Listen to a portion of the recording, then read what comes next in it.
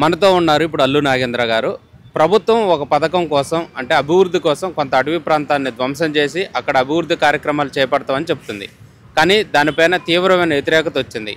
దాన్ని వ్యతిరేకించిన వాటిలో ఒక విద్యార్థి కూడా మనతో ఉన్నారు. వారిని అడిగి అసలు అక్కడ ఏం జరిగిందనే తెలుసుకుందాం. అక్కడ మన జేసీపీలు అన్నీ వచ్చాయన్న, చెట్లు మొత్తం కొట్టేస్తున్నారు. ఇప్పుడుండే సిచ్యువేషన్లో ఆక్సిజన్ మనకి ఎంతో ఇంపార్టెంట్. ఎండలు ఎక్కువైపోయినాయి. ఈ మూమెంట్లో చెట్లు కొట్టేసి ఏదో డెవలప్ చేస్తామని ఇప్పుడు అదంత అవసరం లేదు కదన్నా. ఇప్పుడు బయట చేయడానికి ముఖ్యమంత్రి గారికి బయట చేయడానికి ఎన్నో ఉన్నాయి. ఆ పనులన్నీ ఆపేసి ఇదే ఎందుకు పట్టుకోవాలి అని. ఇప్పుడు ఆయన ప్రభుత్వము ఆయనకి రైతులు చేయమాను, సాఫ్ట్వేర్ వాళ్ళకి చేయమాను, ఆటో వాళ్ళకి చేయమాను, మహిళా సంఘం వాళ్ళకి చేయమాను, వాళ్ళందరికీ చేయమనన్నా. దాని గురించి ఎందుకు పట్టుకోవాలా అంటున్నాను.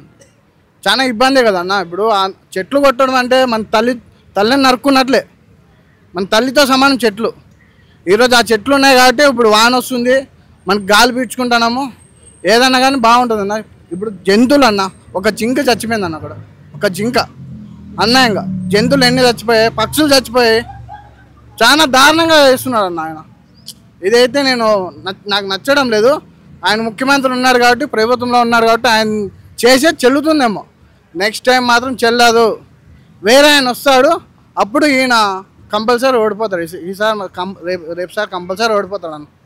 అంతకుముందున్న కేసీఆర్ పరిపాలన మంచిగుందా, ఇప్పుడున్న రేవంత్ రెడ్డి గారి పరిపాలన మంచిగుందా అన్న? అంతకుముందున్న కేసీఆర్ పరిపాలన చాలా మంచిగా ఉంది. ఎందుకంటే ఆయన చాలా చేశాడు, ఆయనకి ఐడియా ఉంది. మన కేసీఆర్ సారు మొన్న చెప్పాడు, నువ్వు మంచిగా చేయి, ప్రజలకు మంచి చేయి ఫస్ట్, అప్పుడు నీకు మళ్ళీ కాదు నువ్వే గెలుస్తావని మన కేసీఆర్ సార్ చెప్పాడు. నేను చూశాను, యూట్యూబ్లో కానీ చూశాను, చాలా మంచిగా చెప్పాడు. ఇప్పుడు వేరే ముఖ్యమంత్రిని తిట్టుకుంటారు, కొట్టుకుంటారు, అరుచుకుంటారు, ఏమన్నా ఉంటే ఇంకా వేరే వేరే కేసులు అవన్నీ పెట్టుకుంటారు. కానీ కేసీఆర్ సార్ అలా పెట్టలేదు, అలా చేయలేదు.